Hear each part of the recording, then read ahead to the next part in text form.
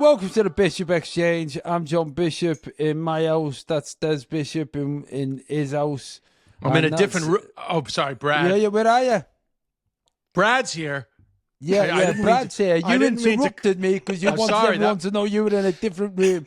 And I'm wearing your granddad's shirt. John is body shaming. John's out of control here. I'm not body shaming. Why am I body shaming? I'm not mentioning your body. You know what you're trying to do?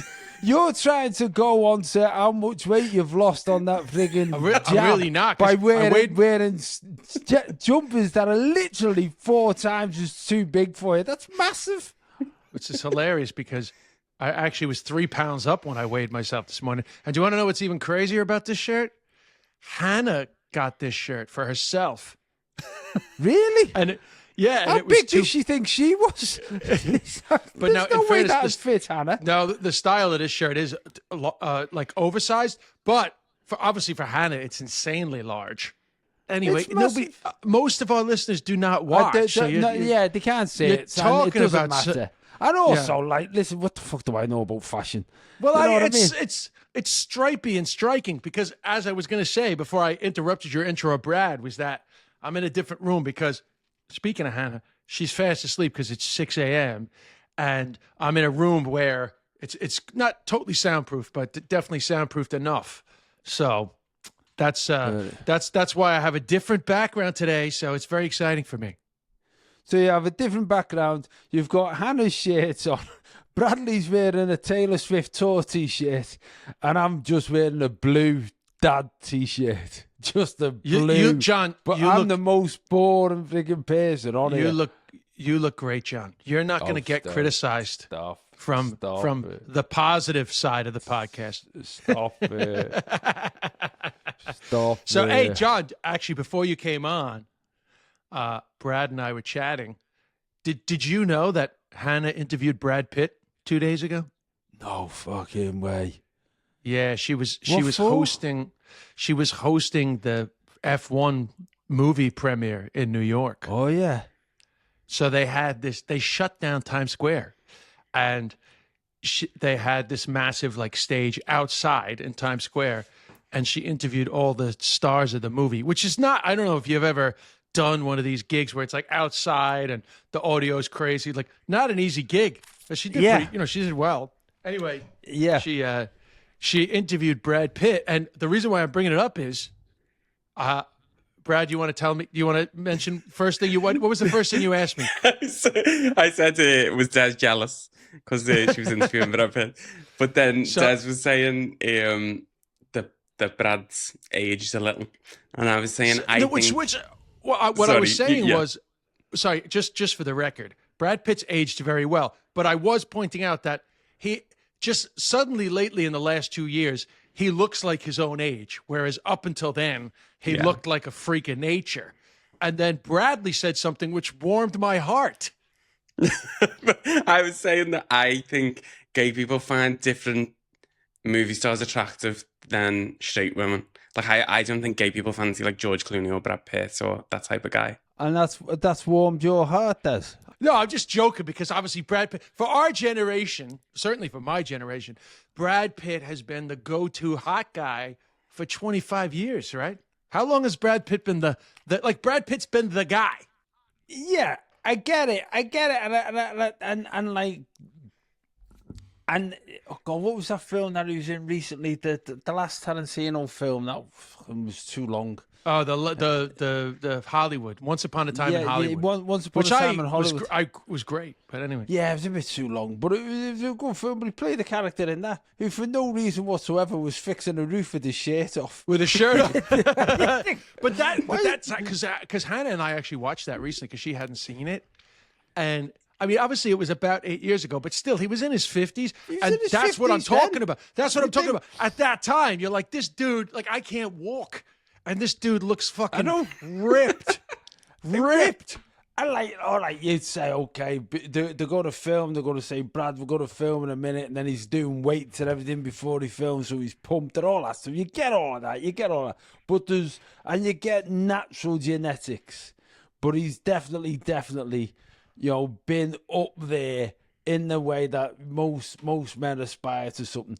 The thing is, as well, because I think I saw the clip. Is he had this shaved head at this event? He I does. saw something. He does. I saw something go. He was going out with a fancy blue jacket on. Yeah, on Instagram the with his blue girlfriend. suit, that blue suit picture was not a good suit for him. That's not his color. No. And you think someone would have said, Brad, come on. No, but not that suit, only are you looking your age, you're wearing something that's not your colour, according to Des. But that suit aged him. Come on, guys, please, can we just admit that suit aged him? Why is this? I mean, do you not care about fashion? You clearly don't. No, to be honest, I never took that notice of it. But so was it one of these? You got to ask him a couple of questions. Was he gracious? What was it It was like? very What was quick. It was very quick, and it was fine. 3 or 4 questions. She made him laugh. It came and went. It was streamed on the Warner Brothers website, and it was. She doesn't know Brad Pitt, but do you know who was really good with her was Javier Bardem. Oh yeah, great actor, and he was. They were all great. Actually, I said to Hannah afterwards, I was like, wow, it's amazing. Like all these, obviously they're promoting the film, but they were all like very generous. Cause you know the way it is when you're interviewing somebody, Yeah. like sometimes it can be like pulling teeth, but none of them were like that. This is the question that I gave her to ask Brad Pitt, which she did ask, and I got a little giggle. Because it's Formula One, and he's driving in the movie. Like it's a pretty wild movie. Yeah. But I said, have you seen it? I haven't. Hannah saw it, but I didn't watch it with her. But I said, ask him, which is harder, driving a Formula One car at 180 miles an hour or parallel parking in New York City? So he said parallel parking in New York City, but he got a little giggle. But that wasn't what really made him laugh. She said something that really made her laugh. That really made him laugh. What did she say? I can't remember, but I just remember going, oh, that's good, because he had a proper chuckle there. But I can't remember what it was. Yeah. Well done, Hannah. She got a chuckle out of Brad. Yeah. She said, Brad Pitt said, drivers lose 10 pounds per race. And Hannah said, who needs Ozempic? Which I think made him laugh, but I don't think that was the actual joke. I've done that. I've only ever done it once. I did. I only ever did that kind of movie premiere, have a chat with them before they go in once. I only got asked to do it once, and it was with the Beatles, or the remaining Beatles. It was for 8 days, which was the Beatles anthology thing that was done. Well, not the anthology, the Beatles film that was done with Ron Howard. So you know Ron Howard did it was the back. It wasn't Backdraft, was it? What was it called? No. Brad, can you Google it for us? 8 days, I'm sure, was the official title of it. And so I got asked. Jesus, Brad, your typing is so close to the mic. Oh, is it? Sorry. It was, serious sound effects. That was so very, very hard on the keyboard. It sounded like you were typewriting in the 1950s. What are you gonna crank back the thing? Get some Tipex. Get some Tipex. Tipex. We need to talk about Tipex. I need to tell the Gen Zs about Tipex. Anyway, hold that thought. Keep going. Yes. What's the Beatles 8 days a week? The tour 8 days years. a week. Yeah. The tour. So it was that film 8 days a week. So I got a phone call off the One Show, which like a magazine show in the UK, to say we've got a slot to interview the Beatles. Can you do it? And I said, to interview Ron Howard, Ringo Starr, and Paul McCartney. I went, like unbelievable. Of course, I thought, yeah, definitely I'll do it. And then literally the same day, we got a phone call from, I don't know, it was Paramount, whoever it was the company that brought it out, to say, can you do the red carpet bit as they come up, ask them a few questions before they go in at Leicester Square? Yeah. I went, fucking, yeah. And so that's literally the same thing as what we're talking about. So you know the vibe. Okay. So you know the vibe. So the red carpet thing was going to be the day after the television interview. So I'm booking there. I'm buzzing. Get up to Abbey Road Studios to do the television interview, and it's like the world's media is there. It's fucking ridiculous. Like the amount of people there, everyone, like Japanese, Chinese, everyone, every nation of the world seems to have a reporting group there. Americans there, and there was a woman saying, right, they're in Studio One. You're gonna go in. They sat down. It's Ron. Ron Howard sat there. Ringo Starr sat there. Paul McCartney sat there. You've got 6 minutes. But you're in a studio. You're not interviewing them outside. No, but you're in the Abbey Road studio where you're in the studio where they record most of their famous material. But you have literally 6 minutes. You have 6 minutes. It's a 6-minute interview. You're going to go in after ABC News or whatever it is, whatever network's in there. You have 6 minutes. So I'm stood outside. I said, okay. I said 6 minutes. I said, yeah, you're using their cameras, so you're just going in on your own. Everything's set up. 6 minutes. Okay. And the producer then from the one show said, have you got any questions? I said, I've not really written anything down. So you've only got 6 minutes. I said, I'll be fine. It's the fucking Beatles. I know everything about the Beatles. I can't wait to meet the Beatles. I'm desperate to meet the Beatles. Of course I've got questions. Don't you worry about it, do you? So anyway, she's outside. The countdown's going to... Right, ABC, who's everything first, they're finishing in 2 minutes, they're finishing in 1 minute, they have 30 seconds left, be ready. It's like jumping out of an aeroplane. This sort of 4 people come out, and then the woman says, right, Paul's just having a glass of water. When he's finished, you have 6 minutes. So door opens, I go in, and as I go in, I go, all right, how are we, lads? And Paul McCartney went, oh, Jesus, it's you. And Ringo went, God, it's him. Oh, my God, where are you? I said, how are you? He said, no, you're. I said, where are you from? In Liverpool. So we talked about Liverpool. He said, that's good. Ron Howard sat there going, Ron Howard's dumbfounded. Dumbfounded. And then this woman suddenly shouts out, you have 5 minutes left. And I haven't asked him anything. We're just talking about Liverpool. I went, right, lads, I've got to ask you something about the film. And he went, yeah, but tell us how, because I've seen some of your stuff. Ringo, have you seen? Oh, it's funny, I've seen a few things about him. Ron Howard's going, fuck. What's going on here? 4 minutes. You have 4 minutes left. So I asked him a few questions about the film. I said, listen, I'm doing the red carpet tomorrow. I'll see you tomorrow. It'll be great. So I'll come out. I couldn't have been on a bigger high. Because the Beatles fucking recognized you, bro. They reckon I'm phoning Eddie. Eddie's got a Beatles tattoo on his arm. I phoned him. I said, I've just met Ringo and I've just met Paul and they recognise me. Eddie's going, that's unbelievable. That's fucking unbelievable. It's amazing, man. I said, I'm doing that. I'm doing the red carpet the next day. The red carpet ended up being a blue carpet for some reason. Anyway, so I'm there and they're coming into Leicester Square and I thought, it's me mates. The Beatles are coming. It's me, mate. And I was doing it with another co-host. I can't remember who it was. But as they're walking up, she said, have you met them before? I said, I met them yesterday. I said, I was with the lads yesterday. It's fine. Ron Howard comes up and goes, oh, from yesterday. I said, yeah, how are you? Really looking forward to the film, blah, blah, blah. Yeah, we're really looking forward. It's great to have a Leicester Square, blah, blah, blah. Yeah, okay, thanks a lot. Now, by the way, just a quick question. Is this audio going out to the crowd? Or is it just going out to the crowd. Yeah. Okay. There's a little, so some of it's going out to the crowd, and obviously they're getting it for all the socials or whatever. Yeah. And then I could see them walking up, and as they come walking towards me, I said, Paul, and Ringo just burst out laughing. I said, because as they came up, I said, how are you? And Paul said, hiya, Frank. And I went, what? And Ringo just burst out laughing. He said, all day after you went, he said, you know what? I think Frank's great. he said that I didn't want to correct him. I went, oh, fucking hell. But I was like, oh my God, you kind of know me face, but you've just put, do you think I'm Frank Skinner? What Frank can they think I am?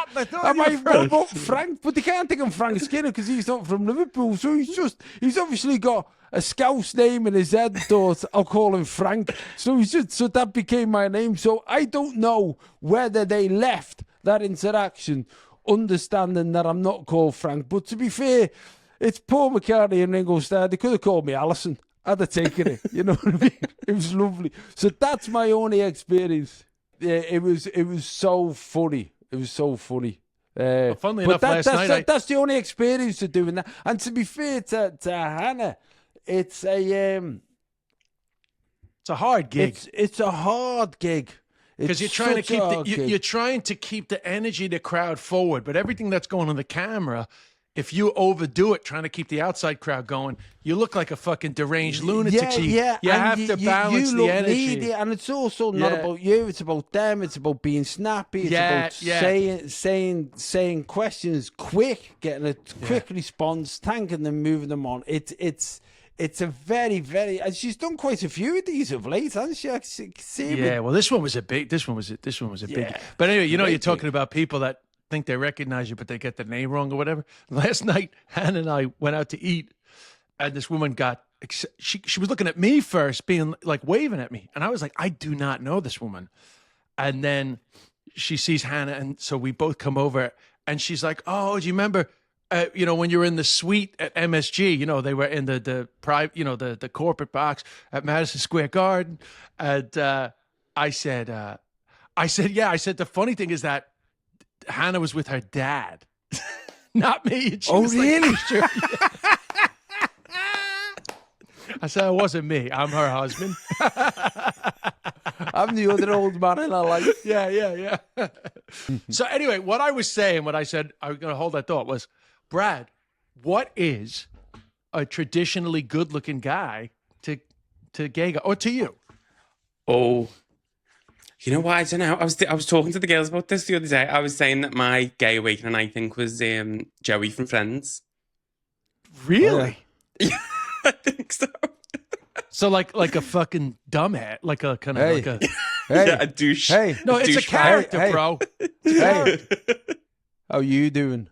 That's his line, isn't it? Hey, no, because I had a joke about how Irish people never judge me for my New York accent because it just sounds like off the telly. So Irish people are like, "Oh, good fellas, fucking class."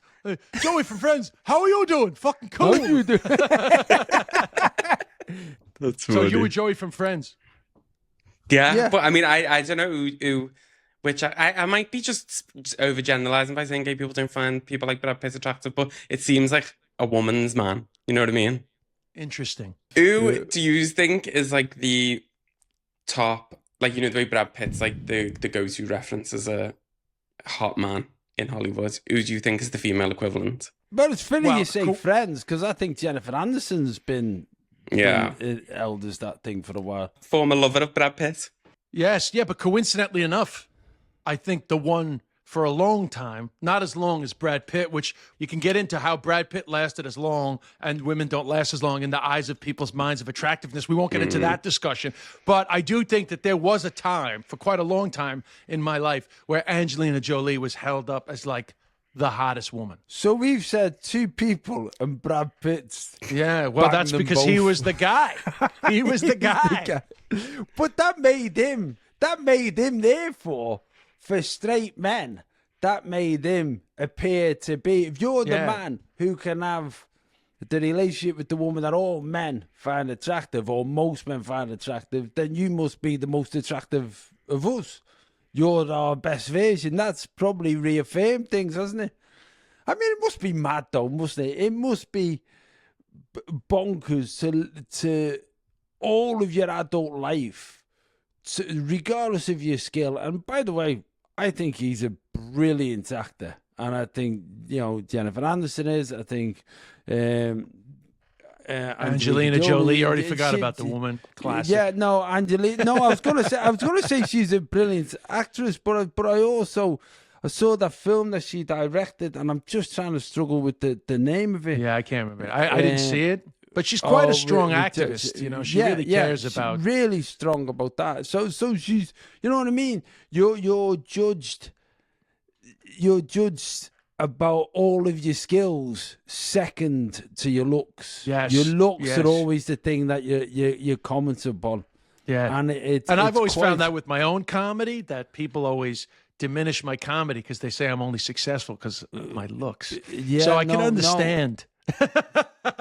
No, it is. It's a weird thing. It's a weird thing that, you know what I mean? Is for those people as individuals, it must be you either lean into it and go, well, that's just part of what gets me the job, and I'll just be great at the job and it'll all come along. But there must be sometimes where you think, oh, for fuck's sake, am I just a piece of meat. You know what I mean? There's just a little bit. Yeah, but then there's the flip side where like they make hot people look ugly and they win Oscars. You know, because even though I actually thought Charlize Theron was amazing in Monster, you know, she played that serial killer. Yeah. I don't know if you remember that movie. No, I've never Time seen flies, it. but like great movie, right? She plays that female serial killer, and Eileen. fascinating film. But then people were like, "Why didn't you just get a fucking actor that looked more like her rather than having to like, you know, change the look of this incredibly hot actress who's had all the benefits of being hot, and now we're just, you know, uglyifying her so she can play this woman." But you know, again, that's all like crazy. Yeah, you know, but that's you fucking get stupid, though, isn't it? no, but there's you a know lot. what There's I- a lot of that though when you get that. Like, oh, Well, why yeah, don't you get a but fat this- actor instead of making a fucking hot actor fat? By the way, she wasn't made fat in that one, but there has been times where like a hot guy or hot woman gets made fat. You know. Yo, I get it. I watched the brilliant drama, and if there's anyone can get it, who can get BBC iPlayer.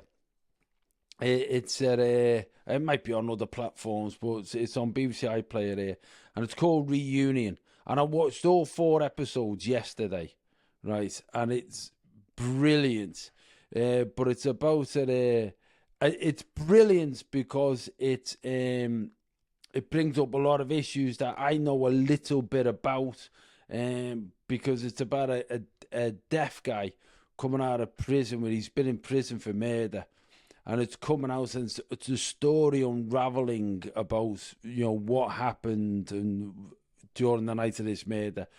And there's a lot of sign language going on, but if you don't need to know sign language because it's subtitled. So Matthew Gurney, brilliant. Honest to God, looks so angry. He's genuinely deaf, and Laura Peake plays his daughter, and so she's hearing. So Anne-Marie and Laura Peake had to learn sign language, and everyone else who's doing sign language in it is deaf. A lot of the cast were deaf, a lot of the crew were deaf, and they were saying that like it's great to have deaf actors playing deaf people because there's a subtlety in understanding things. You could have taught a hearing actor to do the sign language, but that's not what it's all about. It's about other things. So when you're talking about this, getting hot people making them ugly, or getting able people giving them parts of disabled people, Yes. I kind of get it where there's some things where it makes sense. But in that monster film where you're portraying somebody else, you know, you just get the best person for the job. Yeah, and you're not going to get a serial killer that really understands the subtlety. Anyway, that's what I mean. A transformation is a good thing, but when you're doing something like that, No, I film, get it. that I get it. Reunion, when you're doing Yeah. Reunion, which is which involves reflecting what the deaf community experience, I think having deaf people doing it, if they're good enough, and in this they were definitely good enough. The acting was superb. And a quick side note, coincidentally enough, I just started reading a book, Hannah's mother got it, about John and Paul. It's about their relationship. Just jumping back to the Beatles really quick because it was on my mind while you were talking about it. And I've only read the first chapter of it. Wow, very moving. Fuck me. I just didn't realize, Paul had like a tough childhood. The mother died young. It's very interesting. So I'm looking forward to the Beatles chat when I'm done with this book, because I've already learned a lot about their Liverpool upbringing and their Irish roots. Yeah, no, I think it was John's mum died. It was Paul McCartney's mother died. I'm pretty sure. Well, we'll have that checked. It was a big part of his, but I could be wrong. I could have been. I've read the first chapter wrong if it is, but I was pretty sure. There we go again, Bradley. Hot off the Sorry, press here. We have to leave in your research now. I think both of the Pins died when they were young. It seems to say that John's mum died when John was 17 and Paul's mum died when he was 14. Right. Oh yeah, You yeah. know I was what? reading didn't about realise. Paul's mother dying. Actually, So actually, I didn't realise I that. think. Do you know why? I don't know that yet, because I'm pretty sure that John Lennon is 17 when they first meet, and Paul's 15. Like Paul's a little younger. So actually, John Lennon's mother's probably about to die, but I actually haven't got to that yet because it focuses. Spoiler. Yeah, spoiler alert. Dead moms, and I love a fucking dead mom story. I love dead parent shit. No, because I was fucking, and also I have a friend whose children are dealing with this. Obviously, my friend lost his wife, but his children are dealing with it. And I immediately thought about them and what they're going through because Paul, it's expressed very well what Paul was going through. In fact, I called my friend and I was like, it's interesting. Paul McCartney, actually, I didn't realize he's going through what the lads are going through. And he was like, yeah, but Paul McCartney used his pain a lot more productively than my children.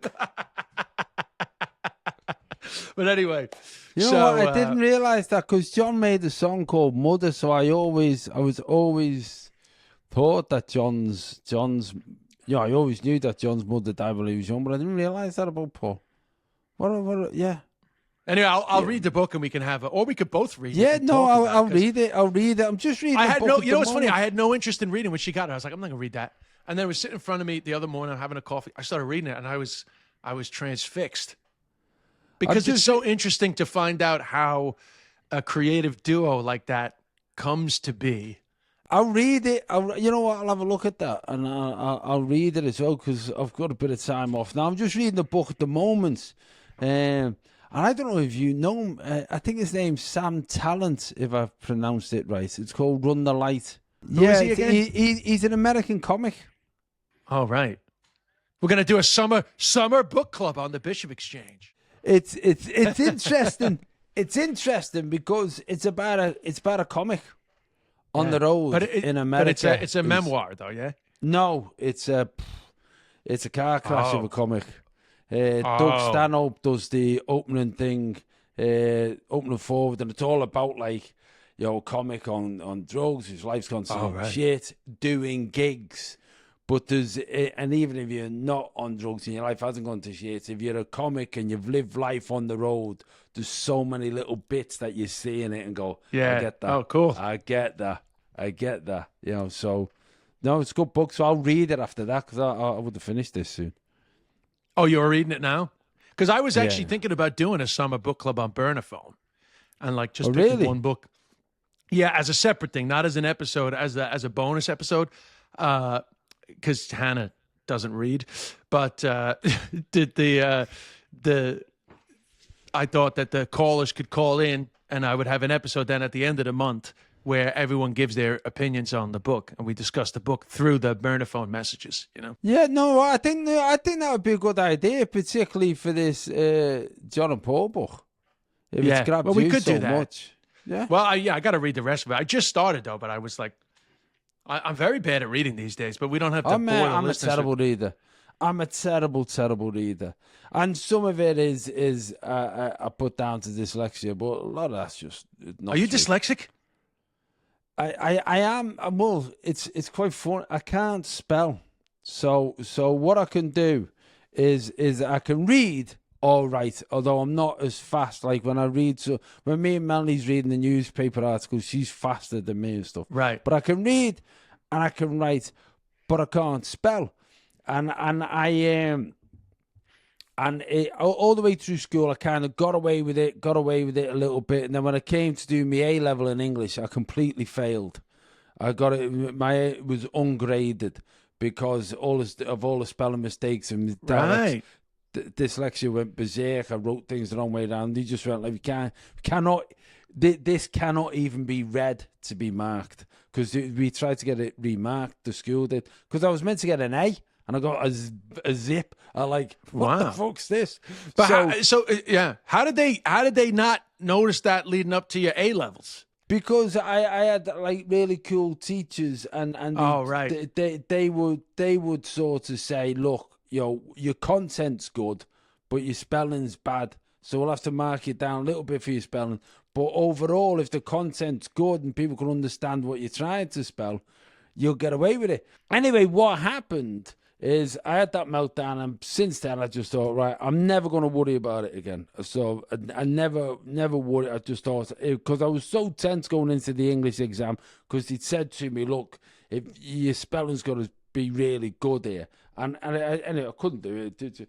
But what's happened? So I've muddled through life until recent years now, when I'm doing the sign language. So now I'm doing sign language, and deaf people love spelling because you have to spell some words out because there's no sign for them. Yeah. And that I really struggle with. And so when I'm Really? doing So even in sign language, you struggle with spelling? Oh, because Yeah, it's just you don't know the fucking spelling. no, Yeah. because what it is like if someone spells something to me, so I'll have a call probably this afternoon with Gavin, who's Yeah. Deaf comedian. the deaf comedian. So I have a call with him once a week where we're just doing signing, just to keep my sign language up, and he will spell something to me, and as he's spelling it, I know the individual letters that he's saying, but I can't put them in my head. It's a really odd thing. If I write them down, I'll get them. But I literally, I don't know. Let's say, oh, yeah, I know the sign for that. I was going to, let's say stapler. It's a very interesting. So if I used to say stapler now, I'd sign it. So I'll go like that. John is signing. John is currently signing on the podcast. So that's stapler. They're the letters for stapler. Now, if someone was signing that to me, I'll go STAPLE, and I'd have to wait till I got to the E before I'd realise it was stapler. I wouldn't in my head. Oh, right. I got what you're saying. If I'm writing it, I can see it, but in my head, I can't visualize them. So when we're signing things, when I do this call with Gavin and we're signing, he'll often go, "I'll just text it to you," because when I read it, I can say it. But if he's trying to sign I don't know what it is. I don't even know whether you would even call it dyslexia. I don't know, but it's just that thing that I can't sign. I can't configure letters in my head. So things like Scrabble, you're playing Scrabble and I'm just looking at them, I'm thinking, I fucking not a clue. Countdown. I fucking countdown. The amount of times I've been asked. You could never go on Countdown with Jimmy Carr's hosting. He'd be like, "What are you, fucking tick?" Exactly. That's what the amount of times I've been asked that I've gone, just no. That it's literally, it would be like me. It would be like going on a Chinese show. I'd be just looking at symbols and think, I can't unjumble them. It's a weird thing. And there might be a technique to get around it. I went to a very emotional middle school graduation, extended member of my family, and we had a big crew there. And the school. Why emotional? I'm gonna explain. Okay. The school that he went to was it's focused on people who have language-based learning difficulties, right? And the main speaker was a writer for the New York Times who was a past pupil. And it was very emotional because I've known some people who are undiagnosed dyslexia throughout their youth. Now, it's a lot better today, as you were joking about back in the day, nobody knew. So most kids don't go undiagnosed. But a lot of our age, my age for sure, these kids gritted their teeth through fucking school, and teachers and everyone around them were like, "You're fucking dumb." Yeah. And they end up with hang-ups, and it's fucking tough. And you hear like Tom Cruise is dyslexic, Einstein was dyslexic. You hear all these very successful people talking about how difficult education was for them because people did not understand that their brain worked differently. Well, this guy writes for the New York Times now. He's a writer. And when he talked about how great this school was, I got emotional because I thought about the people that I know that really their childhood was hurtful because of being undiagnosed. I just thought, wow, thank God that this place exists, especially for the kid that I know that's graduating, and it just goes on. These people, like, for example, this problem that you had, if you had gone to this school, you would have excelled. You wouldn't have crashed your A levels because you would have had all the tools. But here's a tool that I know from somebody that I know that was, as an adult, found out that he was dyslexic. When he reads a book, he always reads and listens to the audiobook at the same time. That's what I've started doing.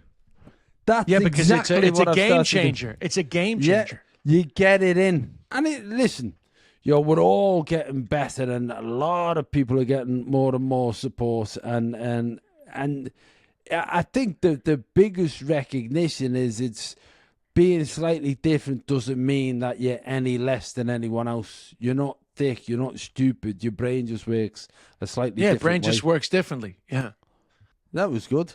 Anyway, what else are we going to talk about? We Yeah, really why have... are you up so early? Are you playing golf again today?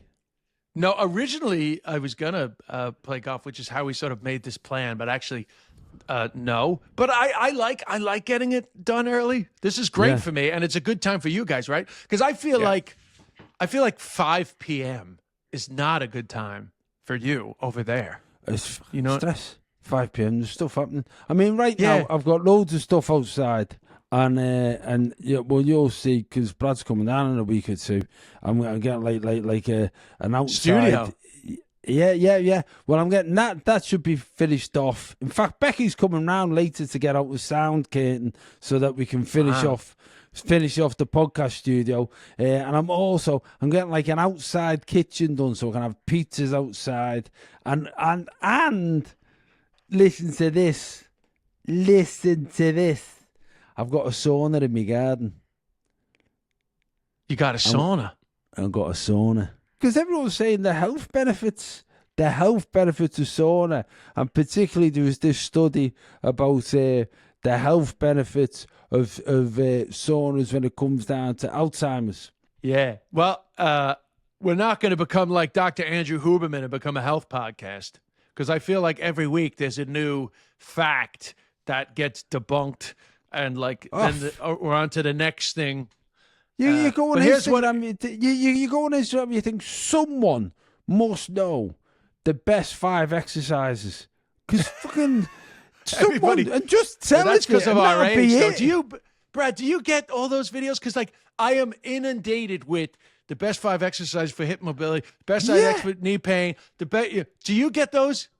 I notice when I go on John's Instagram on my work phone and my Instagram, it's a different algorithm. There's a different feed. Oh my tell god! you, Yeah. Brad can go on and see what I'm thinking. I've no idea what Brad's thinking. I've no idea what's on his. It's similar. It's topless men exercising. Yeah, it's the same. It's the same. The older you get, the more the algorithms combine. I have this one guy at the moment that's like, if you have shoulder mobility and you do these 3 things, no problem. That's like his catchphrase, no problem. No And problem. then he does these 3, and like every time I'm like, fuck, they are awesome, you know? But anyway, that is my whole algorithm. Like I showed Hannah my TikTok recently, and it was nonstop, like ACL recovery. It was just all exercise shit. And then right-wing shit, because I watched the right-wing shit to see what these lunatics are talking about. But then TikTok's like, this guy loves the right-wing shit. So I get like 4 videos about ACL and then one about like the invasion of the southern border. So anyway, but we're not being political today, even though since our last episode, things got fucking way worse. Fucking everything's We're not fucking going mad. that way. We're not talking about that today. Everything's gone mad. We're not talking Everything's about gone that. mad. Des, I seen your Instagram story yesterday. Very What well did you responded. write? What was that? I said yesterday, because you know what happened was I heard that like Trump's going to get involved in the fucking war in Iran, and so I wrote on my Instagram page, not to catastrophize, but I think that humanity's end is very near. And, Yeah, I saw Whenever you that. say I don't want to catastrophize, it's always followed by such I know. catastrophic things. I actually saw that, and I just thought, oh, Des is having a bad day. I never even thought past it. really? I thought Des has got up and his hips hurting again. It's so funny because by the way, it was one of my most successful story posts of the last like few months. But I was talking about nuclear Armageddon, John, not about, not about my hip. It was about nuclear Armageddon. But we're not Listen, getting into that today. No, today's been a light-hearted day because we had the heavy politics thing. But the mad thing is like you can't avoid it. Oh, yeah, come on. 'Cause Well, he's it's just, so listen, fucking the whole nuts. thing was that last week's episode, we talked about a specific thing, and then it was Yeah. all like out of the news within a couple of days. Because first Trump that's what turns. happens. First Trump turns and he says, actually, I think we're going too hard on the farmers and the hospitality because some people must have called him like, yo, I can't get any fucking staff, right? So then all the anti-immigration people came after Trump and they were like, no, fuck them. Like, we got to go after everybody. They shouldn't be in the country. And then a couple of days later, he's like, no, we're going for everybody. And it was just like fucking chaos. And then he fucking suddenly he's joining the war in Iran, and now no one's talking about that because they're all worried about the end of the fucking world. So it's like I know. whatever. Suddenly, like fucking Tehran is and Tel Aviv are getting bombed to fucking shit. I can't keep up. Honestly, I can't keep up, man. No, you can't. And you can't. I don't And need to. It's not about me and my stupid hot takes on fucking world affairs. But I said on last week's episode, I don't think humanity can survive the internet. And I stand by that. And I think my point was proven this week that we're not going to be able to handle how quickly everything escalates so fucking fast now. The escalation is insane. So we shall see. But I stand by my post. But I was annoyed because it performed so well. I was like, shit, I should have put a link for the Bishop Exchange on that. Because listen, if I'm not going to get before fucking... the world ends, can we get a few more subscribers? I want to improve my chart position. I don't want the world to end and we're like number 65. I want the world to end. If there's a few survivors that are reading the annals of history, they'll be like, and the top 20 podcast in Ireland and the UK at the end of time was the Bishop Exchange. And they had called it. They called it. They said the world was going to end. He called it, that guy. They did. That guy. The old guy called it. They were both old, right? And there was one gay guy for diversity, and they called it. They complained about woke, even though it was quite a woke podcast, and they called it. They called it. Well, here's one thing, Dre. This is a lighthearted take on a serious subject. Obviously, over the years, right? 28 years later is coming out. 28 days later was whatever the anniversary, and all these zombie movies, The Walking Dead, and recently The Last of Us. I always thought, like, why do they always think after nuclear Armageddon or a zombie apocalypse, why do they always think that, like, humans will turn on each other and they'll be fucking horrible and, like, armed to the teeth and just, like, I don't know, did you watch The Walking Dead? But, like, Negan is this horrific, Negan is a horrific character. Like, I always would be like, why is it always like that humans will turn so horrible? And I have to say, like, they actually fucking nailed it. Because as we get closer to the end, which I think is happening, like, it already looks like that. Like, literally, it already fucking looks like absolutely what it would be like. Masked men fucking rounding up politicians. I was like, holy shit! Like, the teams are already there. How did these fucking Hollywood writers get it so fucking right that we would turn on each other over fucking resource, over cans of dog food to survive? Yeah. And it's the dawn of humanity. It's always happened. It's always happened. What? I listen to what always happened? What's always happened? Conflict between people. Oh, right. Conflict between people. I listened to a thing the other day at a podcast. It was like I was trying to get my head around the Gaza situation. So I was listening to a little bit of the history and like it was going right back. It was going right back to the birth of Abraham, because he's the father of the Christian religion, the Jewish religion. He's the father of the Islamic religion. The Abrahamic religions. And the Muslim religion.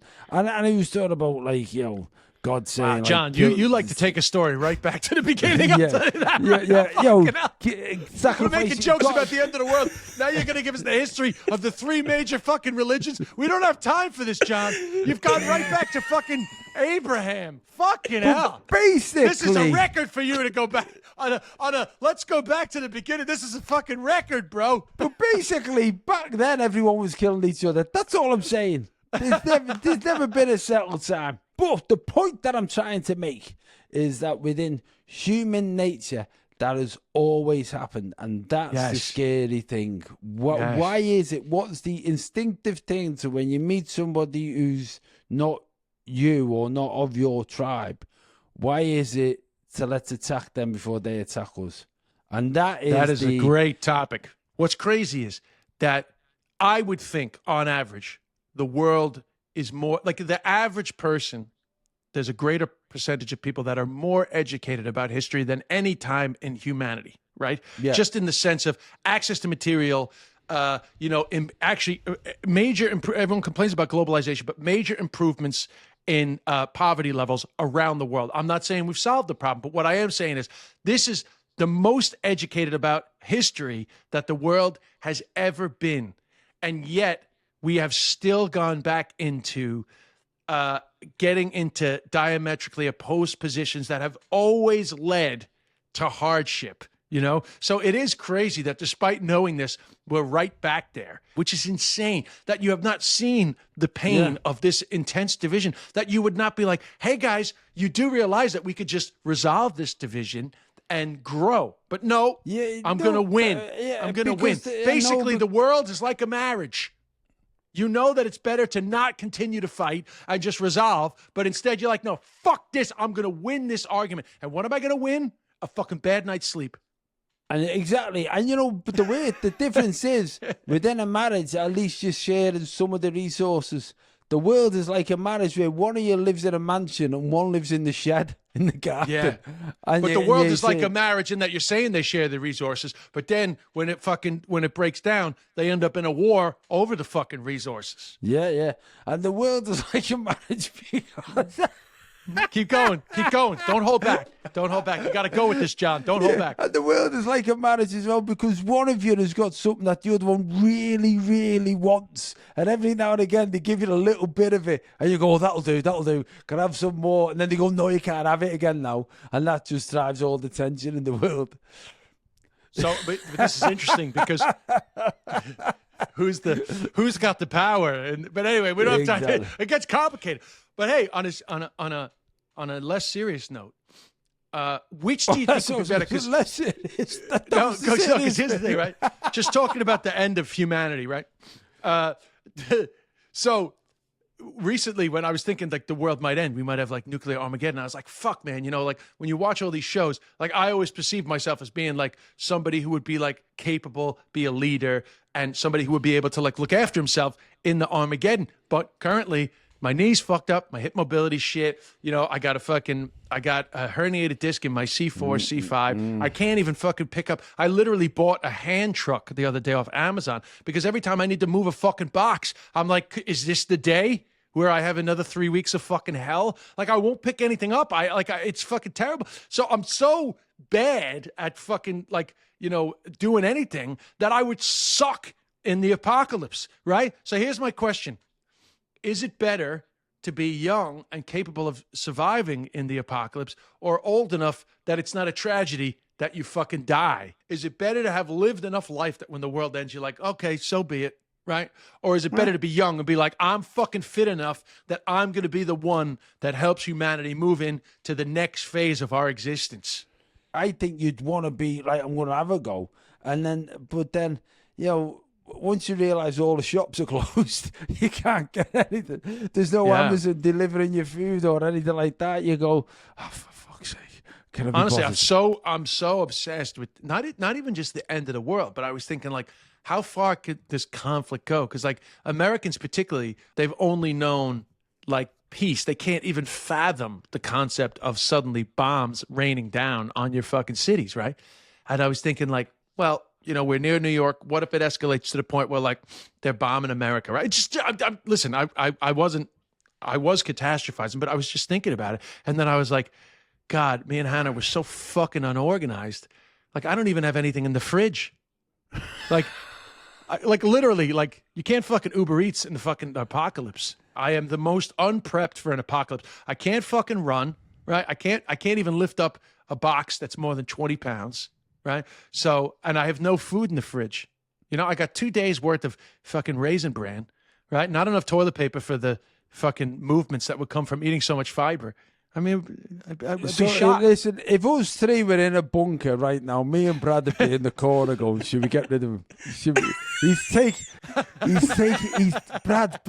taking resources off us. He's eating all the bran flakes and just filling up the bog. He's shitting them out. Who's going to do it? So I'll do him. Do you want to do it? Go on. See, straight away. Shank me. We've turned on each For those other that couldn't already. see it, John just shanked me with a pen. Just for the record, I got shanked. Dude, Sorry, John Dad. went full prison. See, this is what I mean. You think humanity won't turn in Armageddon, but John we've immediately just was turned, yeah. fucking shanking me. You knew how to kill me with household items. You shanked me like real quick too. The mad thing is, like, because America is so far away from the conflict geographically, the chances of bombs landing in America are very unlikely. But That's what my you other might have- fear, because I'm on the record as being like a liberal person, you know, and critical of Trump. Yeah, Is like if America ends up in a civil war, like who the fuck is going to be my army? It's like, guys, we got to get an army together. And then one of the soldiers is like, guys, we're using plastic straws. I know, really. I Guys, don't think our carbon foot. If we use all of these tanks, guys, we use all of these tanks. Our do we need all carbon these footprint- tanks? I mean, really, think about it. I don't know if I'm okay. Possibly? Can we recycle some The of these enemy- drones? Can we the get the en- the drones to come back and recycle them? Because you're just blowing things up. It's just not the right way. You know, the guys that are trying to kill us, they're people too. And I just don't know if we should be killing them. Yeah. What are you going to miss the most in the apocalypse, guys? I'm just kidding. I just, what are you going to miss the most? You know? What is one item that you would want to take into your bunker? Yeah. That's a good question. What's the one That's a item that good you would one. take into your bunker? This is the perfect amalgamation of like modern internet culture and the fear of Armageddon. What's the one thing that you would want to take into your bunker? I mean, it would have to be like, oh yeah, I know, like one personal item. Yeah. God, I mean, it would. God, Manjaro. That's no way. Yeah. And when they find me, I want to look fabulous. It's easy to stay skinny when you're rationing the last remaining elements of nutrition before you slowly wither away in a bunker. What I'm trying to think. What would like a personal item? God. Yeah, I was thinking like Vaseline. Just What? Do Like, you wanna get Brad, we're dry trying to get away lips from in me bunker? We're trying to get away from stereotypes. Is that all you think about? Is that all you think about, Brad? We're trying the to get world's away from ending. stereotypes. This guy, Jesus Christ. I'm already worried about people thinking that we're making too many jokes at Brad's expense for being gay. And he says, the only thing I want in the fucking Armageddon is Vaseline. Are you fucking kidding me, Brad? Most people Sorry, listening to guys. this don't know, so we don't know. We're not thinking it's for chapped lips. Fucking lip balm. I meant for chapped lips. That's it? For chapped lips. Yeah. Wow. Or a candle, maybe, like a nice candle.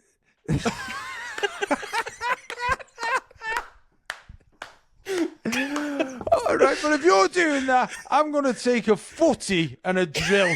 Yeah. I'll do the man stuff.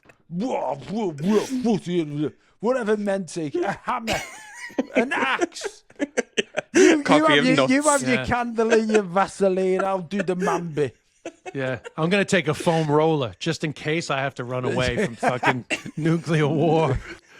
A foam roller, which, by the way, scientifically not really proven to do anything, but everyone loves to say, "Oh, you should have you tried foam rolling?" I've told you that before, right? That's one of my jokes. I say, "Hey, if you ever want unsolicited advice, tell somebody you have back pain."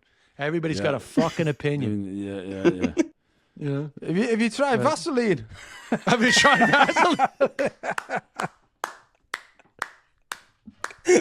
Oh man. Seems to work Who for would have everything thought the else. end of the world? Who would have thought the end of the world could be so much fun, man? Very good. We should ask Well, the that's gonna congregation be a to thing. comment which item they would take into They the would bunker. take, definitely. Yeah. Definitely. That would be good. All right. Well, this was fun.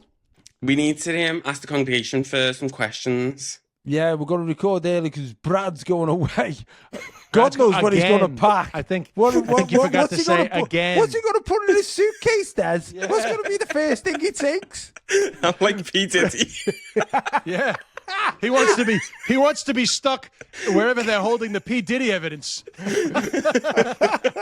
That's where he's going to spend the rest of his days. It's like, I just happened to get stuck in the evidence room of the Brooklyn County Courthouse. So, because Brad's away, we're going to record so that we've got something to drop next week whilst he's away. So we need questions. So we need questions or from the comments. What are you Comments. worried about? The end of the world? Topics. Any book recommendations on anyone who's read any of those two books, Running the Lights or Where's the link? Jordan Peele? Where's the easy place for people to find the link? The link for the voice notes is in the show notes of the episode. So like underneath. In the show notes. Yes. Yeah, and please do keep doing the same. Send stuff through. It'd be great to get messages.